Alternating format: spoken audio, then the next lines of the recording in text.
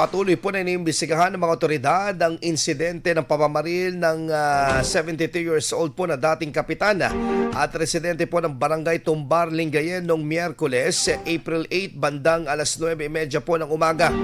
Ayon po sa inisyal na ulat ng Lingayen Municipal Police Station, natagpuan ng nakahandusay at duguan ng biktima sa kalsada sa Barangay Dulag matapos umanong pagbabarilin habang sakay ng kanyang motorsiklo. Agad itong dinala sa ospital ngunit ideklarang dead on arrival makalipas ang higit isang oras na makalipas ang pamamarila. Sa kasalukuyan, nagsasagawa po ng biglaang case conference sa Pangasinan PPO at Lingayen Police Station matapos ang State of the Province Address sa parehong araw upang masusing planuhin ang malawakang investigasyon sa nasabing insidente.